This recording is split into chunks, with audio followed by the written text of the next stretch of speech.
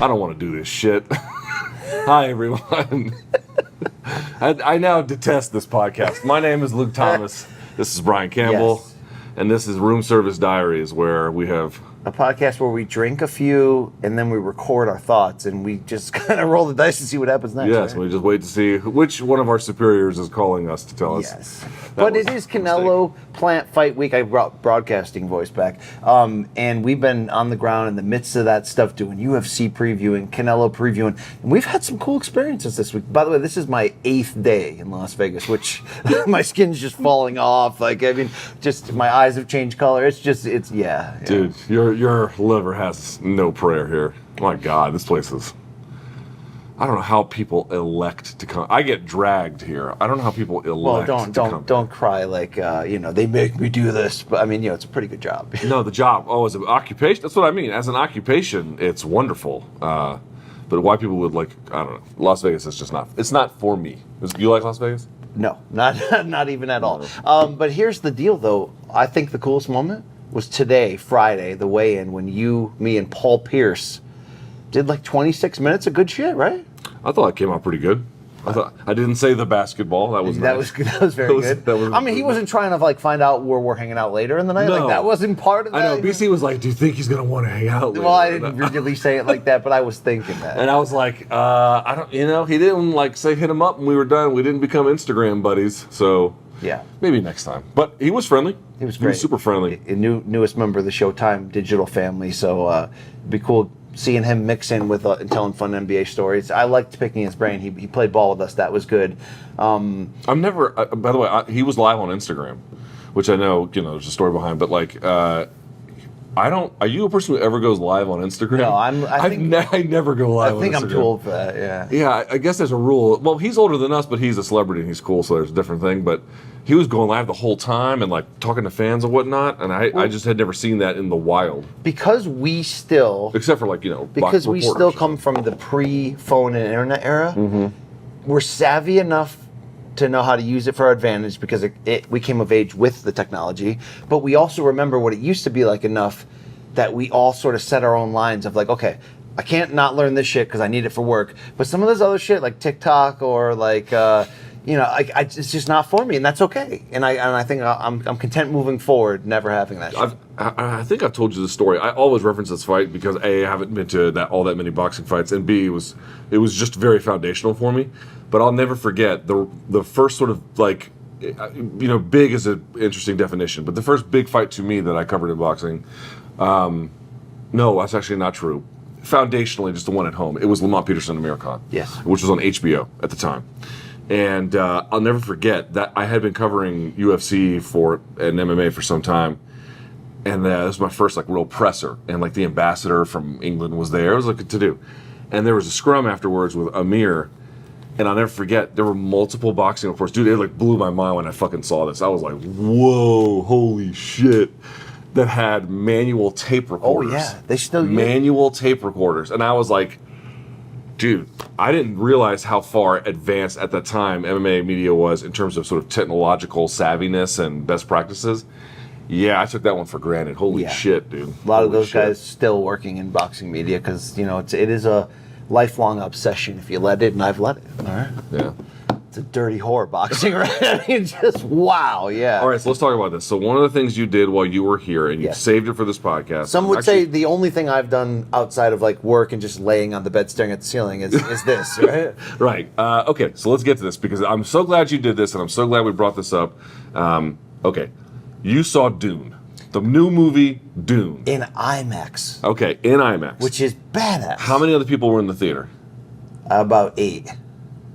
Spread out. How many were inappropriately touching themselves other than you? None. Okay. The only thing that was weird, though, it was at the theaters here that has like every type of theater. Like there's the IMAX one, there's the Dolby Surround one, there's the whatever one. And so I was expecting them to have like great seats, and like the basic basic beds that you get nowadays. Yeah. It was just this recliner that only. I've not done the big reclining ones Oh. yet. I hear it's like a magical experience. It is pretty. Okay. I mean, it's basically like being on your couch. It's fantastic. I need to do it. Okay. All right. Like with the waiter too. Now let's back up a step. Did you read the books or anything? Yeah, so I've never read the books. Me neither. And although I did not see the original movie, this is weird. I've never seen it and still haven't. Didn't even know there was I an was original. all over it being launched because that was right when I got HBO as a kid. Dude, I think I already got bed bugs in this fucking hotel. And what HBO used to do God was damn it. movies that were in the theater at the time, HBO would have like these 15-minute sort of behind the scenes things Yep. on them because they were coming to HBO in like, 6 months to get you ready for them. Yeah. And I watched all that shit on Dune and it was like, is this going to be like the new Star Wars? all right. And okay, I got a lot of things to say. So let's do this first. Overall impressions. What grade do you give Dune? Okay, you know how much people say I overrate 1917, my favorite movie, because the cinematography just was off the charts. Cinematography, the cinematography. The cinemaloxily, it is just off the charts. Ivermectin. Mixed with that just so many moments of, like sheer panic when you're watching. I mean, it's a wild ride, like Uncut Gems, okay? Okay. So I'm into that now, and this cinematically, dude, is, especially in IMAX, it's a fucking trip. It's badass. Okay. I mean, they win. That's an A++++ on that side of it. It's the story side of it that doesn't suck. It doesn't make it a bad movie. It's just that, like, the shots are through the roof. The story kind of levels out at a certain point. But I want to get back into actual Dune, but here's the real revelation here. And I'm a Star Wars guy like you, but I'm like an old school, like Episode 4, like watched it 5 million times on VHS type of old school. And when I watched Dune, I'm like, this is pretty good. It is a poor man's Star Wars. It is second rate, but you know what? It's really good. And man, they stole a lot of shit from Star Wars. I'll tell you that much.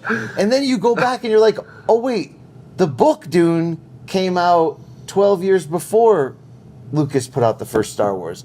Yo, Lucas stole the shit out of Star Wars from Dune. Probably. No, not probably. Is that a thing? Is that a dude? I've put the only thing I know about Dune is what I saw on HBO Max for like 2.5 hours. I always thought I know nothing else about Dune. When Star Wars hit and then Empire Strikes Back, there were copycats right away because it was like, oh, this is the new genre. Remember Ice Pirates? It was like a comedy, but kind of Star Warsy. No, BC, I don't remember Ice Pirates. That's an old school 80s movie. So I just assumed that they had ripped it off. Dude, Lucas stole fucking Dune. I'm not even kidding. There's so many things across the board. I know, and all these assholes think they're fucking geniuses. So I read this interview with Lucas from 1978, so it's a year after, right? Yeah. And he said the only thing similar between Dune and Star Wars is that they're set in a desert. No, bro. No, you stole the entire idea, the characters, the setting, Also, both of them have this faint whiff of British royal, sort of aristocratic life, and both have because there's Jedi Knights. There's in Star Wars. There's the House of whatever in Dune. And the only difference seems is that Jedi is looked at as like a more pure religion, where the Jedi equivalent in Dune is a lot darker. It's basically like mixing the bloodlines of witchcraft with. But Dune is a serious attempt at a movie beyond just cinematography. Yes. The plot is not too. I agree with your assessment of the plot, but dude, Star Wars is. I love Star Wars, but a lot of Star Wars is robots and robots in space shooting lasers, and it's just nerds fucking popping pimples and. Oh, wow. That was very Colby Covington of you. Sorry. Yeah. I mean, dude, a bunch of virgins. Listen, it's a little bit true. I mean, stereotypes are bad because they're overly, and mostly false, but not like 100%. A little bit of Star Wars has that going on. This one tries to be a little bit more serious with it. I mean, it's long as shit. It's unnecessarily long. Super fucking long. Where sometimes movies that length, you're just like, oh, they nailed it. This was unnecessary. It's a lot of slow motion with the wind going in one direction and everyone's hair flowing. And there's some great scenes though, and dude, I don't want to move past it. George Lucas stole the shit out of this, and you're okay with it. I'm not really okay. That's just life, dude. Fuck George Lucas, bro. You realize what he did with episodes 1 to 3? You already know what he did to us, and now you find out this on top of it. Dude, this is actually the least surprising thing about Star Wars I've ever heard. That actually makes the most sense. No, this is the most egregious. It's an egregiously awful thing, but it actually makes a lot of sense. And I know there's probably a lot of super nerds out there, Luke, that are like, "How'd you guys not know that?" I didn't know that. I knew about Dune, never saw the original. Can we talk about Dune? The original was a bust, though, right? A big time bust. Which one? Dune? When Dune hit the theaters, it lost a shitload of money. What year are we talking about? 84. Oh, dude, I know nothing about that episode of the Dune's existence. I'm really sorry to bother you on your own show here, Luke. Why don't you just take over? It's our show. Yeah. Cocksucker, number one. Okay. Any actors stand out to you in this one? I thought they were pretty strong acting performances. You know, I thought so too. I wanted to hate the Prince. he's kind of a badass. He's cool. He's cooler. No, than like I want he to will admit. be a badass. Yeah, Is what I'm saying. He's got Yeah. potential. He's not Yeah. like, dude. Like, you ever watch Walking Dead? No. There was this fucking teen in there, but dude, I could not wait for the zombies to kill this piece of shit. Okay, This okay. impudent little child, who was his dad like went crazy basically. I mean, over several different rounds of lives. And his shithead son did nothing but cry, fuck up everyone's plans, complain, get people killed, and I'm like, dude, when Yeah. are the zombies gonna eat lot this like- piece of shit? So it's like Chavez Jr., who we were talking about. He had strong Chavez Jr. Yeah. vibes. I was like, dude, what the fuck? And finally, he got his comeuppance, but I had checked out on the show by that point. This kid, I did not feel that way. I don't know who the actor is, but he was pretty good. He was good, yeah. I tell you who stood out for me. Oh, hold on a sec, time out. Spoilers are about to hit. So if you don't want any Dune spoilers, 5, 4, Oh, like, 3, please. 2. Okay, just these fucking assholes send me hate mail. That was a really low. Dude, like, people call you low life. It's like, dude, I didn't mug someone's grandmother. I just talked about the fucking Walking Dead. Okay, whatever. The Queen Mother Yeah. of that weird religion. Yeah. You know, Jedi I cult think we thing. learned as that went on, that was the darkness. That was Yeah, that's the Sith Lords That's of the you Sith. know who. That's the dark side, motherfucker. Yeah, but the woman who played that character, She was kind of played the shit out of fantastic. it.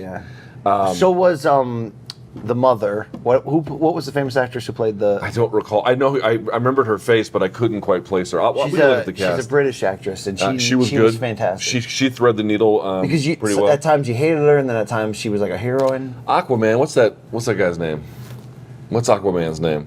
I don't know. I mean, I'm not that nerdy. All right. The guy who plays Aquaman. Jason Momoa. Jason Momoa. You love superhero movies, and you love animated kids movies that have a Latin theme.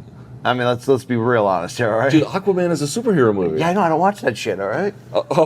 I'm sorry. I didn't realize you were too busy banging the prom queen on your off time. Yo, I loved it. Just Captain like America? Who the just fuck do you like think the you time are? we called out. You're a James- dirtbag loser like with the rest of us. Just like the time we called out James Gallagher on camera about like people blowing, like chicks and stuff. He's like, "Yo, my girlfriend's over there." You totally tried to call Paul Pierce today about the 2 phones too. Yeah, he had 2 phones, and I was like, "You got 2 phones, huh?" He goes, "What did he say to me?" I don't remember what he said. It was whatever he said. It was smooth. it was the equivalent of. He said it was smoothly, but it was the equivalent of something like someone at my level has to, something like that. It was something along those lines. I remember thinking, "Oh, okay, I fair, see that's you. a fair point." That's the truth, right there. I see you. I Yes. don't know what it means to be that famous. Fair Yes. enough. Fair enough. But yeah. Anyway, back to Dune. Jason Momoa was cool. The technology was interesting. Who's Jason Momoa? Is he like that badass? He was the guy who was like the knight. He was like the Rock or something. Yeah. Well, I say that because he looked like he was like Polynesian He badass. went out in a just- blaze, killing all of those Yeah, he donks. was good in that. The technology was the science fiction element of it was pretty fun. The scale of the ships. Dude, and- that's basically Tatooine, and they stole the. Yeah, they stole the fuck out Star of Wars Tatooine. stole every. No, I'm telling you, Tatooine became what you saw there. I understand. That motherfucker, George Lucas. Seriously, Dude, you got to steal from the best, Like, I guess. he's that father who no one would have this if he didn't. You birth act like it. he betrayed you or something. Well, yeah, with episodes 1 to 3. I mean, especially 1 and 2. Okay, but 1. So through wait, what is George Lucas's greater sin? Episodes 1 to 3, or stealing the entire concept? Wow, that is. I mean, that's why. By the way, that's why I had been so bad at overrating 7, 8, and then originally 9, but 9 sucks. We know 9 sucks. But you know what I'm saying? Just in the initial, like 7 and 8 were like such a revelation because it was just anti-George Lucas type bullshit. you Dude, know? 9 was the worst movie I Upon have further ever review, seen. yes, it was very disappointing the way Oh my the way it God. just nosedived and just went places that we didn't want it to. But man, it's so like George Lucas is like that father that started the family, so you can never take that away from him. But he molested everybody, so you're like, fuck that guy, right? What? I tuned you out halfway. And then so I drifted off that conversation halfway. Meanwhile, I'm and then what brought me back was sleepers. yeah. Then what brought me back was, and then he molested all those kids. I'm like, I'm sorry, what did I miss? Yeah, in theory. Yeah. Dude, I have to say, let's talk about for just a second too. In your words, the cinematography or whatever the fuck you said in Dune. It's a visual fucking masterpiece. Yeah, it's masterpiece. So the guy that did it is the same guy who did Rogue One, bro. So you can see that. Yeah, you can see that. So that's the full Star Wars connection, because right when I heard, I was on the fence if I should go to that movie and go to IMAX and whatever. I mean, IMAX is intense shit. You want to make sure you're going to a movie that you really want to see. I saw that Invisible... And of course you went completely sober. And I went to the Invisible Man in IMAX, and it was just I didn't want to be That's there. a little too creepy. Yeah, by the end you're like, yeah, I gotta get out of here. You know, what would be tangible would be the point of what I was talking about. That would be it, you know. Anyway, the technology I thought was kind of interesting. My favorite piece of the technology, I forget what they called the Othnocopters, whatever the fuck they called them. But it was the device they could wear that could essentially shield them. Yes. That was a pretty cool piece of technology. I was going to say that it's not original, but the way it was implemented was kind of cool. But the hook was that that's the Rogue One guy who gave Star Wars a completely different look, similar to what that dude did with the Batman movies. Mm-hmm. I mean, it just was like, oh shit, we can go in this direction. It could be like a war movie. It could be gritty, but yet, you know, I mean, it's dramatic as shit. Mm-hmm. That guy hit a fucking home run. Yeah, that guy's good. Mm-hmm. Okay, we need him playing JV in the Star Wars universe, not the side project. Are you gonna watch? We need him. Do you have Disney Plus? Yeah. Are you gonna watch the Book of Boba Fett? Eventually, probably. I'm not as there's people who there's a lot of people who blow Boba Fett for being a little bit cooler than he is. I mean, that's the problem with Star Wars fans. They're always giving oral to Boba Fett, you know? They're like, dude, motherfucking Boba Fett. I'm like, he's not that nice. He's okay. He's cool. It's cool. I'm like, he got his shit rocked by Han in the third movie, or whatever, sixth movie. When Han was blind for that stretch on the outdoor, really cold. on the outdoor ship, that was a pretty badass scene with the Sarlacc. Oh yeah, the Sarlacc. Yeah. You know what's How interesting nerdy though? was that moment right there? You know what's interesting? They've changed the Sarlacc pit to the old one was just like a little bit of a what would you call it, like animatronic. Yeah. And now you can't find any version that doesn't have the computer graphic of like the giant tongue coming out. There was a little bit of that one the first time, but they've added to that. Oh, so by the way, the scene is quite different now. George Lucas stole the shit out of that from Dune, bro. Oh, with the worms? Yeah. Jesus. Yeah. Think about that shit. Oh, Jesus. Golly. Yo, yeah. he stole everything, bro. Yeah. Because those worms in Dune, So it's like, by the way, the way they pull off the worms in Dune is unbelievably cool. Super cool. yeah, there's a lot of those like really cool moments where you're like, this look should be modern Star Wars. Okay, can we get off this nostalgic trip and making Luke a soy boy? What? Luke in like episodes, 7, 8, 9. He's kind of a bitch. Dude, kind of. Like his father as a teen. Dude, I know. It's like the real truth about Luke and Anakin are Don't say it. Don't say it about Luke. Two of the whiniest pieces of shit. Everything's bad. Yeah, but Luke redeems. And then Yoda's being like, yo, shut the fuck up. Shut the fuck up and listen to me. He's like, yo, you don't know shit, you 800-old piece of... You 800-year-old piece of shit. What the fuck, dude? Yo, what did Aram say to Carpenter? Shut the fuck up, you little prick. Yeah, prick. If I still had a radio show, there's this thing called what's it called? Like a rotation 360 or something. It's the thing that if you listen to radio shows, which is, by the way, kind of an old man thing to do at this point. It's like, because podcasts, they don't really sound the same. Is to get this device, something 360, and then you plug in all the sounds, and then you just hit the drops whenever you want. Yes. And so, dude, I would get, if I still had a radio show, I would pull that clip, shut the fuck up, you little prick, and I would play that all the fucking time. Constantly. Hell yeah. Constantly. Yeah. I'm in on that. Anyway, by the way, the navigation of the HBO Max app is the fucking worst. It's the worst app in the internet. Now, how about this, though? It's obvious that Dune 1's leading to a sequel. Yeah, it was part 1, right? No, I get it. So, do you have, like, hope that they can keep raising the game? And I was ready to skip this movie, and then people who whose opinion there was enough people that I did not think would say it were saying like, yo, Dune's pretty good. I was like, okay, I'll give it a try. And because the movie exceeded my expectations, I will definitely give part 2 a look. But if there's like 7 parts, I'm out after 2 or 3. Like I'm not doing all that bullshit. Yo, fuck George Lucas. Seriously. And dude, now I went to Universal Studios down there in Florida, and they got that whole Star Wars city, which by the way, they actually did a pretty good job with, all things considered. It's Disney that has it. Yeah, Disney. Well, I mean, just I understand, but the amount of money he raked in to have produced something that could be sold. I mean, the intellectual property value of Star Wars. What is? I don't know what it has to be in the multi-billions. It could not be hotter. I mean, they're just printing money down there in Florida, printing money.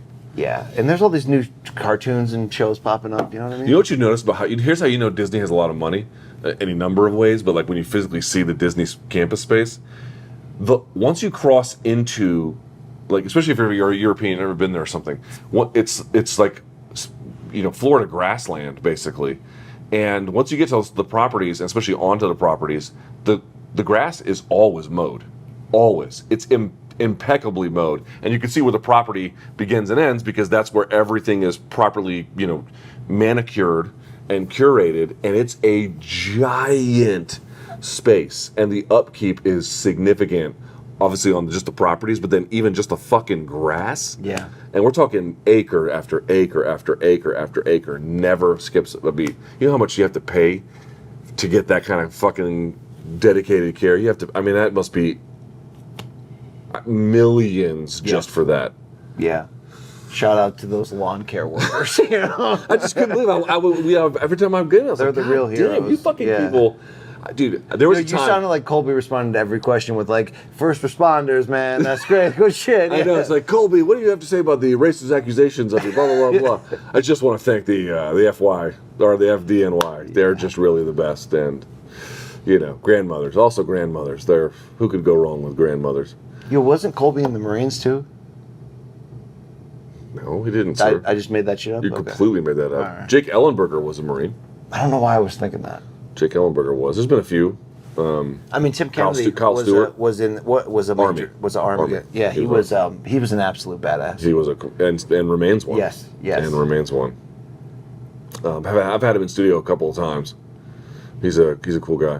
I mean, Has he veered into the psychedelic path for like? I don't know. Has he? No, I'm asking. I don't know because of the he's been through some shit. You would think he would. I don't think he's into that kind of thing. Okay. I think he's into the kind of health that comes from like hunting, fishing, getting the great outdoors. Yeah. Being in good shape. So you're saying like Aaron Rodgers, he takes his health cues from Joe Rogan? Is that what you're saying? He might. Who knows? I don't know. Tim marches to the beat of his own drum, but he might. It has been hard, and I know there's some. We just veered off Dune like fuck it, you were done. It was George Lucas, dude. I'm telling you, man. He ruined that shit. It's hard to be everyone thinking, UBC trying to keep your foot in the UFC game this week, but all y'all care about is Canelo, like bitch, and like. It has been hard to not be on the ground for a card this big. It has been hard juggling both, but I've been keeping up, and I'm fired the hell up for that card on Saturday. Yeah, the UFC card is going to be it's going to be a tremendous weekend because the boxing fight's going to be good too. I have a pretty strong feeling it's going to be good, and so just overall high quality combat sports. Yeah. All right, it was great talking to you. I don't want to go to New York right now. I mean, I like New York. I like New York a lot, but. Actually, I like New York more than Vegas, if I can be honest. Yeah, I mean, it's, every night it's like, how can I survive Vegas? I don't want to be on the strip, but I'm going to go crazy in my room. So, Luke, I dove head first because it's back on the Showtime app. Godfather 1. Oh, God. And I'm halfway through Godfather 2. And on the Showtime app, I watched Carlito's Way for the first time. Hold on. Shit, man. Oh, before we transition, you were at the IMAX. We can go right back to Godfather and whatever. What was your snack of choice? What is your go-to at the movie theater? Raisinets. Which is badass. You country bumpkin. No, dude. Man, these raisins got sugar on them. No, that is you fucking bumpkin. But with the large icy, though. Okay, with the large cherry icy. Yeah, yo, fuck your popcorn, Yo, motherfuckers, just put that sugar right in my motherfucking eyeball. What? Golly. Yes, I'll just have your Splenda packets. I want you to bukkake me in the face with all of your Splenda. Yeah. Just sugar and sugar tasting thing. Jesus Christ, you don't do the sweet and savory thing, nothing? No. You animal. I mean, you can't make me take on your customs. There's been You know what I a mean? lot of studies around like the neural pathways of sugar consumption and whatnot go with animals and shit. So there's a lot of animal tests where it's like, oh, we'll give them water and then water that's like put sugar in there and see which ones they prefer. Those bitch ass animals, they'll taste the sugar water and be like, fuck regular water. This water is the shit. Luke, That's you. You're that hamster that goes, oh shit, sugar water. Damn, I'm just gonna have this the rest of my life. I'm very insulted by that. They're definitely. So if I told you, and I haven't been to the movie, I literally haven't been to the movies since the pandemic. I've not gone. So, but if I go, the move for me is giant Coke Zero. I love Coke Zero. Okay, you don't have to like that part. Whatever. Coke Zero, okay. And so if it's me and my wife, one of us gets the popcorn, and then the other one I would get. Something Latin coming up. No. Reese's Pieces, maybe, something like that. Okay. What do you think about that combo? Yeah, I mean it's okay, you know. You could get by on that. Yeah. And then you just go out there and just snort stevia. No. I was trying to think what I not whatever. I was trying to think of what I've been eating this week. I just can't stop eating candy. All right. What's up with candy then? I don't know. It's just keeping me sane this week. You know. I can't stop. You're nervous. You're nervous eating. You're eating to solve your. Yes, my I just want to be home, you know. But this is the job. You got to bite down. You got to fight. Okay, 10 days. Do you want to tell the folks this is like going through an obstacle like game show or something? Do you want to tell the folks the good news about one of your pets? Yes, Molly the dog. You know, my ride or die. You know what I mean? Like your ride or die, bitch. Yeah. I can say that. Get it? There was a tense couple days with her health wise, but it turns out no cancer, nothing crazy. She's only 4. She's the best thing that ever happened to me. So when you get that good news, you know what I mean? It's I feel good for you, man. That's great. That's great. Good news for the because it's dog. a child. You know, it's not an animal. Bro, I get it, man. I get it. I'm not one of these people that's like, someone's like, I've seen people being like, oh, X called into work and can't come in because their cat died. People are like, that's bullshit. They should be here. I'm like, well, it's inconvenient, but I get it. I get it. Yeah. Especially if it's and also like people are like, you're supposed to mourn dogs more than you mourn cats. That's kind of like an unwritten rule. You're not allowed to be like as sad about it. But if a dog passes, you know, it'll fuck people up. Some people, I mean, I say some people, it feels like 70% of this country just hates cats. Just hates them. You think it's 70? Everyone I talk to is just like, fuck cats. I think people get a wrong impression. I don't know what the number is. I do agree it's the majority. I don't know if it's 70. I mean, what happened? But here's the thing, dude. It's like, who hurt you? Right? Cats. That's the part. That's the thing. Cat owners, like people who hate cats, shit on cats. Cat owners also shit on cats. So you can get like a skewed perspective about how many people actually hate cats. You don't shit on cats when they just dart across the room for no fucking reason and knock shit over. Yeah, they do a lot of bullshit. When There's they no smack question. you and all kinds of stuff, and they hiss and whatever the fuck. I mean, they start opening the blinds at like 4 a.m. Dude, Momoko used to eat our mail. Yeah. I'd bring the mail in, and I'd look over, he'd just be fucking chowing into it, like ripping it to pieces. Like, dude, these are my fucking bills. what the fuck are you doing? Yo, Booger's so reckless. I love that shit. Dude, rest in peace, Booger. I never told you this story. So one time, my wife and I went on vacation, and we haven't had stray cats in the neighborhood in a while. I don't know if it's just a luck or the city's collecting them or whatever. But when I first lived in that neighborhood years ago, we're talking like 10 or no more than that, like 15 years or so ago in this neighborhood. It was not the neighborhood that it is now, and we used to have stray cats. My wife moved in however long ago when she was my girlfriend at the time, and there was this cat that would kind of come around, but then you couldn't catch it, and it was always, you know, it's hard to leave food because then they'll stick around, but we try to give it something on the side of the road, whatever. I come back from vacation, and he was dead as shit on my lawn. Oh, no. Okay? Oh. I mean, completely fucking dead. And I'm like, what the fuck? Like, and mind you, he had shat and puked in the lawn before he croaked. And I feel bad, it's a street animal, but what I didn't do it. I mean, so hold on. So there's this dead ass animal in my yard. This sucks. And I'm like, dude, this fucking blows. So I call the city to come collect. They're like, sir, we're not walking on your property. You got to collect it and move it off the property, and then we can schedule for it to come collect it. But you got to go get it. I'm like, I'm like, dude, you're the worst pet ever. I never got a chance to bond with you, and then you just died on me. It's like you just clean up my mess, bitch. It's like you were never my pet. Why am I doing this for you? So, dude, I'm trying to collect this thing, and I've never handled like a dead cat before, and so I try to pick it up by its tail. Yeah. I had gloves on. I try to pick it up by its tail, and the cat slides through my hand, and all the hair comes off as it collapses back to the ground. Now I've got a fistful of hair from a dead cat, and I'm like, dude, this is going from bad to fucking way worse. This is like a scene in Half Baked or Instantly. something. Yeah. So I finally had to get collect it in this bag and dump it in another bag, and I got it out to the front, and then I put it in a box, and I sealed the box, and I fucking told the city to come get it. Anyway, man. That's not really representative of cats more generally, but that was one time I was like, yo, fuck cats. I had a dead a Canadian goose in my yard, and it was like one of those really tall ones. Those things are huge. They're massive, and it was like in front of my front door, dead. And I called the town, and they were like, we don't really do that if you could put it out with your trash. And so the trash day was the next day, and dude, I wanted nothing to do with this dead thing. So I had to take a couple shovels and mount it up, and then just run with it as fast as I could, and just launch it to the edge of the road. Okay, so trash day was the next day. And overnight, some animal came, took it from the road, dragged it back into my yard, and then tore it into like a million pieces. I mean, it was just like the worst thing ever to wake up to after and it's like, dude, was there a fucking series of sacrifices here? So here's what made it even worse. Fuck. I put it back together and then had to shovel it back to the edge of the road. And somebody came, saw it on the side of the road, put their car in park, went and examined it, and like with their bare hands was like going through the guts. What were they going to do with it? And then they decided to leave it there. That is fucking. Well, you sure it wasn't some other animal? Like, no, this was a human that pulled up in a car and got out with their hands and was like going through it as if it's like, can I mount that shit or something? You got weird ass neighbors, bro. You got weird. It wasn't like my neighbor, but it was somebody drove. That is funny. Yeah. That is fucking hilarious.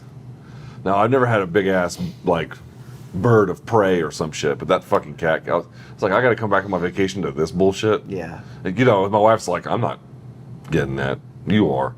And Abuela's like, yo, fuck that. Yeah, definitely. But I was gonna say, I also like the other part too was I realized there was a time in my life I only mowed my lawn before big boxing fights because that was the only time I'd have guests over. And so I just wait until I had like a bunch of people coming over and I have to mow my fucking lawn. Oh, how wait you and be like a degenerate with like the grass this high? Oh yeah, dude. Like when I you were that dude who people assumed that there was like a dead body inside. I mean, like I don't know if they made assumptions about corpses. Maybe. But I know people were pissed at me for a while, but I got better about it and I didn't do it anymore. But there was like a couple of years I was like I didn't give a fuck. Like I was like it didn't even. This is very similar to how your beard evolved. A little bit, but it was like it's weird. But I mowed the yard as a kid, like a lot. But I don't know when this is my first real home that I ever owned, and I just didn't care. Who are your Armenian heroes as a child? What? There was no like Armenian heroes or like my mom didn't really athletes or actors because you rep Colombia hard right now. So you're like, that guy, that boxer's coach is Colombian. I'm like, oh, okay, cool. Well, because, dude, my in-laws hit me up about certain boxers that are Colombian. They're like, yo, I just want to see Armenia get that respect, and Armenia gets that respect, and your real home country that you're dodging right now, dude. I'm not doing a bit.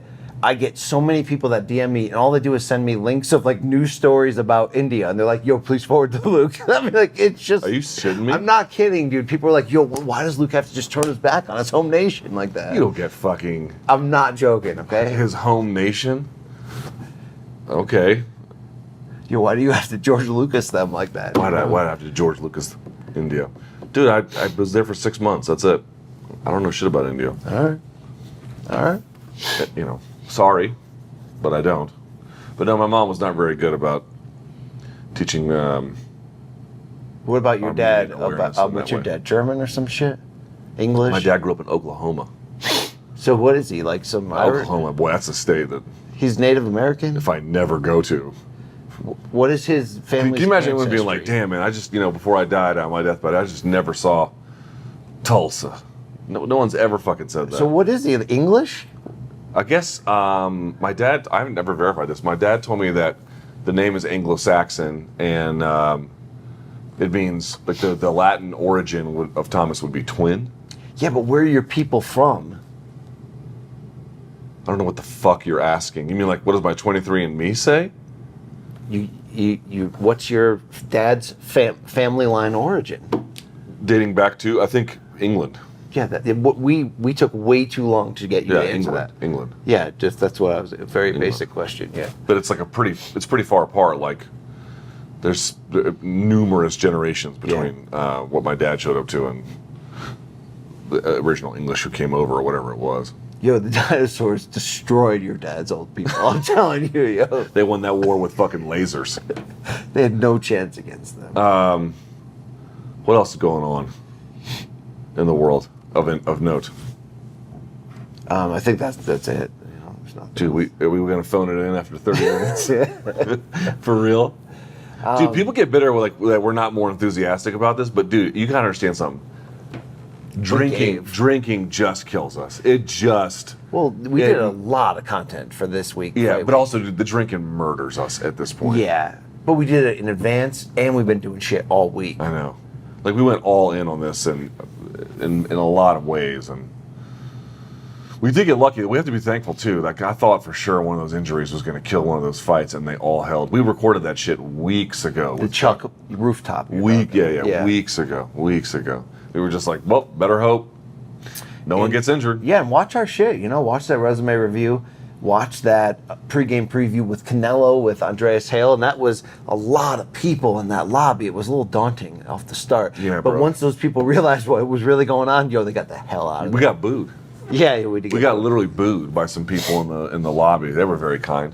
Some tourists who probably brought COVID. I don't believe in COVID.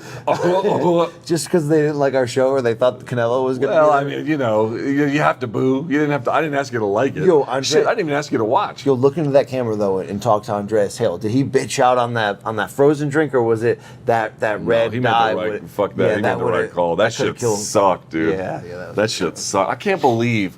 I used to love, and I mean, it was my number one go-to in life. Drinking.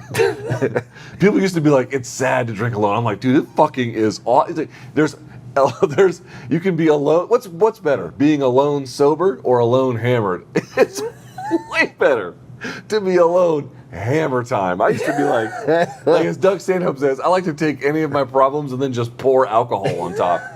Makes anything better. But then dude,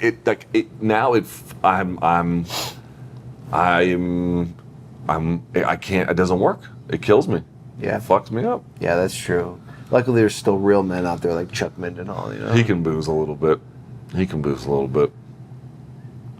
Hey, it was good to see Mike Tyson today. He looked very healthy. Yep. At the weigh-in. He looked like he was jacked as shit. Yo, Mike Coppinger was talking his ear off. That's what Mike Coppinger does. Shut the fuck up, Shut the fuck up, you little prick. Yeah. That 89-year-old fucking Tasmanian devil, dude. He's 89 and he's just stealing on Yo, we got a great Bob Arum story that we could tell probably after he passes, but this week we got a great one. We have a really, really great Bob Arum. We should do story. a Patreon pod just for the Bob Arum dude. story. Oh, I would sell tickets to that. That one. We saw that one. Dude, when you told me what was happening, you know what I mean? I thought you're absolutely doing a bit. You were absolutely doing, and I was gonna see something that was some parody of what you were trying to actually say. I'll leave it at that. I tend to come and then it was fucking true, and I was like, holy mother of God, how fortuitous this meeting is. We love you, Bob. Good shit. That's about all I got. I mean, what do you want me to do? You want me to do the? Hold on. Well, no, we don't have to go just yet. You want to talk about anything else in the show that you like or don't like? About our show? Yeah. Let's have a conversation about the show. The co-host. I mean, come on, Yeah. I set myself up for that one. That's good. Yeah. Our show is it's a little bit different, but Luke, I don't even know if you know what this show is. I guess not in the way that you want me to, I guess. I mean, I want you to know this show intimately, Luke, okay? Biblically. Okay? Yeah. Hey, we're going to this Jake Paul presser tomorrow? I have not heard. No one's told me anything about it. Me neither, all right? All right. I don't really want to go. I mean, yeah. Yeah. We had a good run, How desperate are you to get home? Pretty desperate. Yeah, pretty desperate. I never understood how, all the people that would be there for Radio Row for the big boxing fights, they never stay for the fight. And I was just always like, what is wrong with you? You're going there for the fight. You're not going to stay for, and I get it, in a sense, they're not getting ringside seats. So what's the point? Yeah. They'd have to be in a media room or whatever for the most part. But, everyone's just like, I can't wait to get the hell out of there after I put in the work, And when you do an extended fight week, which we basically did, when you're working on Wednesday and doing significant things, that's a big ass fight week to me, Yes. I mean, you've been doing it since Tuesday. Yeah. So the finish line's coming, and I'm gonna, big week though. Okay, big week, Luke. Yeah, it was a big week, and there was Bellator today too. We're coming. When are we gonna get back into the studio? You think? I think pretty soon, because this month we had an important meeting today. Was it today? Yesterday? One of these days, Luke. Oh, it was yesterday. We had an important set design meeting to finalize some shit. Yeah, but how long is that shit gonna take? I don't know, but I will tell you that we're we're coming. The rest of this industry, they better know we're coming. Yeah. Because the industry was basically like, if you're gonna, if you're coming on, then come on. And I was thinking about the MMA media at that presser yesterday, because today's Friday. Yeah. It's like, dude, that's a sign about how the MMA media has really split in so many ways. I don't know how to explain this exactly, but it has split into places where the people who used to do those roles don't anymore. And then there's a certain there's always been the traveling crew that did that. Mm-hmm. But now there's a lot of people who have removed themselves from that process, and it sort of it's a little bit, I want to put it this way, it certainly for many people would be, I don't know how to explain this exactly. I don't do that kind of stuff anymore. You made that way more dramatic than it probably would. No, but I don't know what I'm trying to say, but did it not occur to you watching that MMA media has changed? Yes. Right? So what would your answer be to why it changed? I can't quite articulate myself properly right now, but would you say the threat that you could get credentials pulled, or that you can go down that road by being a real journalist and taking chances and being an aggressive, do you think that has kind of watered down and moved some people out? Just the threat of, okay, if I go down that road and still try to sit, cage side, I think that's just kind of... I think it's a combination of the model changing, the actual business model. It's disarmed the media to a degree, but also by just being an aggressive threat in there, it opened the door for those brand pro entertainers to come in. And I'm not against the people that are outright this is entertainment, I'm part of the entertainment, that I'm advantageous to use this platform. But I mean, did you see the guy who did the Chad Johnson betting thing on there? He basically ran a commercial, with a website to go to. So he used his question completely to sell his own shit, And it's obviously at a shit show level now, Yeah, but, it's the Mos but Eisley you always Cantina. talk about it. It's that's what Dana would prefer. And the real Do they really want that? I don't know if they want that in the way. Maybe they do. I don't know. I don't know what they want. Well, you already know if you want to be a real journalist, you're going to be on the outside looking in. Yeah, the people. It just seems to me that I don't want to say that the questions asked on that those things aren't always together unfair. In fact, I think the people who constantly do that have a kind of rapport with Dana where over time they basically get the information from him that they want, and they also have to manage relationships in ways that we don't. But like, the entire cast of people who would ever be adversarial in ways that I'm arguing, not like to be combative, but to be, to press powerful people for important information, are completely removed from this process now. Yeah. They have no footprint at all in those, and there used to be more of that. Yeah.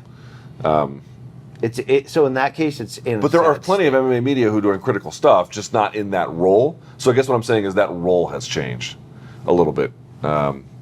There's like a press corps in a more traditional sense than there ever has been. It used to be a little bit more back and forth, give and take. But that doesn't mean the entire business is neutered. I just think that's not what I'm saying. People have to pick their spots better, and they do, and they're more selective. Yeah, that spot is not the place that people do it, apparently. Yeah. You know what I'm saying? Yeah. I guess there's been a collective choice where if you're going, and it's not just them that's done it, all the rest of us have done it. There's a collective choice that's been made where if you're going to get...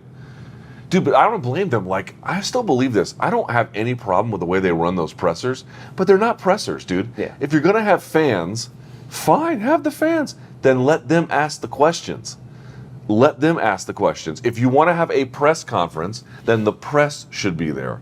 Period. That's the end of it. Either it's a pep rally or it's not. I argue that, though, because it's incredibly entertaining when I'm working it. Dude, when I'm watching it from a distance. That's a UFC concern. That's not your concern. I'm just saying that, if you're doing the job effectively and appropriately, True. That has nothing to do with you. That has nothing to do with you. The job is to go there and ask questions that are important to audiences. I'm not and saying. I'm just saying there's a chance it could be a little bit more of both. I understand what the appeal is. I'm not confused about that. What I guess I'm trying to point out is if you're doing a true journalistic job, that is utterly irrelevant. Utterly irrelevant. You can. I don't know. You know where the state of the industry is now. You can do a true journalistic job, but you've got it. There's also so many ties and tie-ins with promotion. I mean, everyone's compromised to a certain degree in certain areas. I think there are limits on anything you can do and say, even in the places where you have control over your own platforms like YouTube or whatever. And practical limits that you should say and things like that. There are things that inform your judgment. I don't ever really lie. If that's what are you implying that we lie? I don't ever lie. No. Yeah. No. Okay. There's and then there's a lot of situations. And I can't be told what to say. It's just never going to happen. Listen, everyone's got if you work for ESPN, you have to a degree. It doesn't matter who you are. On some level, you can't be too far against their values, otherwise it won't work there. You have to carry that a little bit. Same for us here at CBS / Showtime on occasion, or any outlet you might have. Any of those pressures are real, and people feel them, and I think people understand that. I guess I'm just pointing out. I watched that presser, and I was like, dude, it has not always been like that. Let me tell you. It's a circus. It just so happened that this one. But to your point, it was fucking. This one this week was the first fun one I remember in a while, and it used to be that. Yeah. I mean, there was be real here. There was that stretch, and it coincided with Conor's boom, where these became events, entertainment events. For sure. Don't you remember the Nate Diaz tour that they did?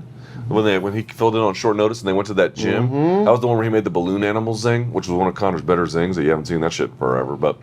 Or even the BMF one, even though that wasn't a great press conference because neither one really wanted to stir the pot, mm-hmm. Nate or Jorge. Oh, on the bridge. The look, it felt grand. They killed it, like New York. Yeah, like that. I wish we had almost like McGregor, Habib, or something in that setup. Yeah. And then Jorge came out to that Al Pacino Scarface. Yes, which was very cool. Were you at the Radio City Music Hall, Conor Habib press conference? No, I watched it live. I was. You were inside? Yeah, that was. Dude, what was that like? It was intense as shit because it was completely guarded with police all the way around. There was an insane amount of police presence, insane. So remember last minute they decided no fans. Right. So it was just media, and I think it was even just selected. It was very core media. Not all the media gets invited. Yeah, core media, and there were not a ton of us media wise, but when you get there, you get the full pat down as if you're about to meet the president. I mean, it was intense, and if you leave, you can't come back. There was some of those extra levels of, and then you remember how batshit intense that was. Conor was rabid. Level, dude. Yeah. He was that was a wild ride in person. That was it was. I don't want to call it theater because it wasn't all joyous. It was a grimy part of it, but it was an experience. Yeah, I can imagine. I don't think I've seen a presser. I'm trying to think if I've ever seen a presser that got like out of hand. Boxing presses are interesting because they let in. These people have giant entourages. Dude, Canelo's entourage. It must have been 75 people. Yeah, it's not Pacquiao level, but it's significant. Yeah, like way more than what you see from even high level rich MMA fighters. Way bigger crews, way bigger, and everyone's got like their secretaries and family members come along, and oh my God, it's like an endless parade. Obviously, he makes shit tons of money, so good for him. But it's a lot of people. Okay, let's say you and I, and it wasn't set up this way, but let's say there was like caught in an elevator situation or caught somewhere, and it's you, me, and Canelo forced to hang out for 2 hours. Now we don't know the time, like oh shit, I hope they can get us out of here, but we're stuck together, and it's just the three of us. So at first it's just like, hey, what's up? But then, after like... I would tell him in Spanish that you're a heavy bag, and if you need to get stole on... But after like... 20 minutes, you're going to start talking to each other. And then you're going to be, after a while, you're going to be like divulging and hanging. And you're in this weird spot where you're like stuck in an elevator. At the end of those 2 hours, would he be like, yo, like, would he like Ak and Brock us and be like, yo, let's hang out later? And like, yo, or would we, we would never talk to him again? He'd be really kind to us at future events. He's not giving us his phone number. That's too much time with us, as you're saying. Yeah, like no, it's like we couldn't actually quite the opposite. We would have to be stuck in there like a week for him to be like, I'm gonna give my fucking number to these two idiots who wouldn't stop farting. And I don't know. Like after an hour, we would get to bro level. We would have to. No. Yeah, have you ever been stuck in an elevator? No, but I think I could break down. I got stuck in an elevator one time. I think I can get inside on him. It sucks. I think I can get inside on him though. I think that's so. Just to you're like, I would double leg Canelo. I've had some failures of interviews. You know that. We joke about it. I mean, we've all had them where you just want it to be great and it just sucked. Yep. But dude, I go there, going all in, throwing myself at the interview. I want to make this shit happen. You know what I mean? I just want. Oh, he'd give you an interview. He would do that. Dude, he's really nice. Well, to the extent that I've ever interacted with him, he's always been friendly with me. I like Canelo. He's easy to work with. I'm saying, I look at every interview like I can get inside on him. All right. I looked at Floyd. I'm like, watch, I'm about to get inside on him. Dude, how do you not watch like psychological thrillers? You seem like a guy who would love that kind of shit. You're like, yo, you're a little crazy. Well, a little more than that. You're also a little, brain damaged, but... Yo, that's my BDE just coming Is up. that what that is? You don't like that shit? Like FBI profilers and stuff like that? I should probably get into that stuff more. I don't, because I'm very... Dude, you're always like, hey, yo, I'll watch this documentary about fucking squirrels. For a show to hook me, it's... Word? Like, I want to quit in the beginning part. Like, right now, Billions, they got me, so it's good. But, like, I'm always looking to quit, and I know that. I see your commitment issues are but well you know documented. But from my jump from Godfather to Carlito's Way, now I'm going back on the old Pacino library, not the ones we've all seen, but those like in between 70s neo-noir, like crime, like, dark, like just... That was some fancy words to just say some badass movie that I've never seen. There was good movies in the 70s too. Yeah, they're gritty as shit. Super fucking... Dude, the mid to late 70s, and I could be wrong about that, but that's just what it feels like for me. Gritty ass movies. Also, dude, 91, 92... Yeah. Hardcore, gritty ass movies. Unforgiven around then, that was... Predator 2, which was a stupid movie, but gritty. Yeah. What was it called, that one that I saw? My American Life? With Edward James Olmos. I never saw that. Jesus, that one. There was stabbings and rapes. I thought you were going to say American History X. That's another one, but that was not early 90s. Yo, when that what was that movie, the college one, there was a lot of race tension. John Singleton, I think. Oh, Higher Education? Yes, when that shit came out, dude, that was fucking that was tough to watch. That shit was, you wanted to throw up when he came out of the theater after that. There was just so much... Like, they nailed the racial tension. Like, they nailed that with with Michael Rappaport as just that skinhead, freak. And, that movie was, that was intense. Michael Rappaport. You don't remember that shit? I have seen the movie, but it was so long disturbing. ago. It's rightfully disturbing. It's supposed to be disturbing, but it's intense as shit, Luke. Fuck that movie. Fuck George Lucas. All right, that's it. What time is it? Hold on. Yeah, we're done. All right. You can't keep me here. This podcast is really falling apart. It's just being hung together. Oh, you can't even put it up to your stupid mouth. Say goodbye to the people who watch. Thank you very much for watching our stuff. It's been a busy week, and if you've been with us the whole way, thank you for checking out all the bonus. And what a weekend of great fights. Look at us. Yeah. Two of us. Look at us. Right? I'm going to go enjoy some devil's lettuce. No. Bye.